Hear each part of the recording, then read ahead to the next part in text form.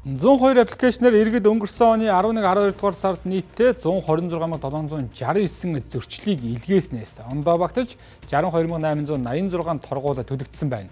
Зөрчлийн мэдээлэл илгээсэн иргэдээс 11,000 гаруй иргэний мэдээллийг торгуул тооцжээ.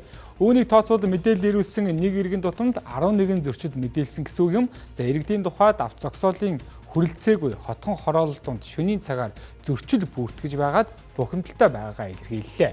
За иймээс 102 аппликейшны зорилго зөвч цагт болоод бүсийн хязгаарлалтыг нэмж сайжруулах хэрэгтэй гэдэг саналыг гаргаад байна. Үзэгчтэй НТV-ийн сурвалжлах баг бичлэгдэх хотхон оролдуундаас мэдээлэл хүргэж байна.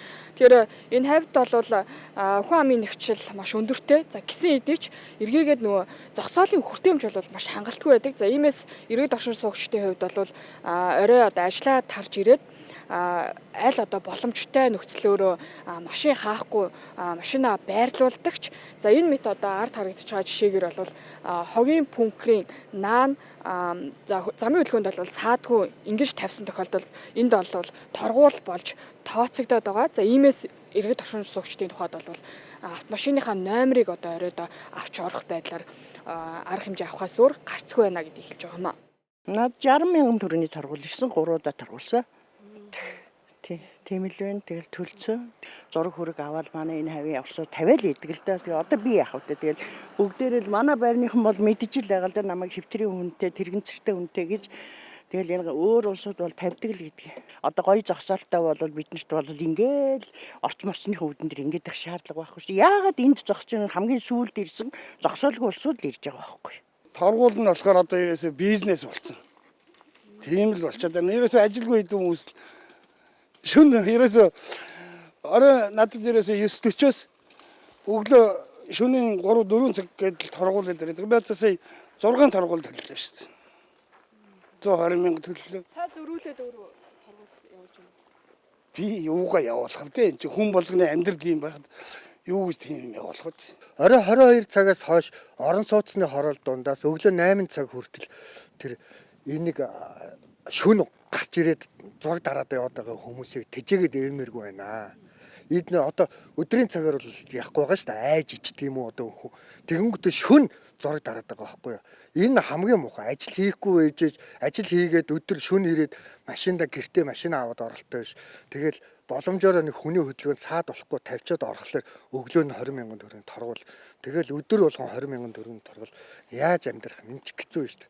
Тэртээ тэргөө торгуулахаас хойш гэж бодвол нэгэнт би дүрм зурчиж байгаа юм чинь ингээд шөнийн цагаар бол бүгд л бараг дугаараа аваад орж байгаа байхгүй гэрлүүгээ. 20 хэдэн зураг дарж явуулсан. Зарим нь бол хүлээ авлаа гэдэг юм лээ. Зарим нь бол хүлээ хүчингүү гэж юу яддаг юм бэлээ. Тэгээ ямар ч байсан хэдэн дөрөг орж ирэх юм байгаа мэдэхгүй бас зөрүүлэл бас зураг дарж явуулдаг болсон л тоо.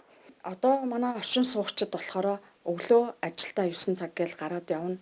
9-өөс өмнө гараад явна. Тэгээд орой ирээд за нэг өстой аргагүй эрхэнд ингээд давуулж тавина. Аргагүй эрхэнд ингээд давхарлж тавина.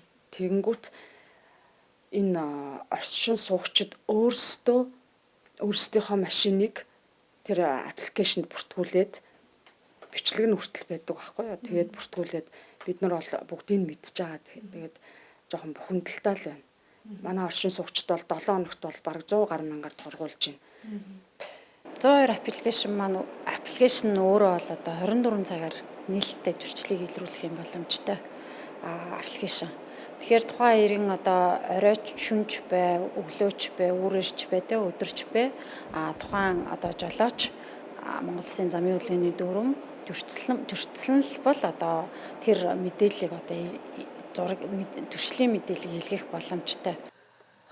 102 аппликейшнээр зөрчил илрүүлсэн иргэдэд 144 сая төгрөг олохоор төлөвлөж байна. 102 аппликейшнд дансны IBAN дугаараа бүртгүүлснээр замын хөдөлгөөний зөрчил мэдээлэл урамшуулал авах боломжтой гэлээ.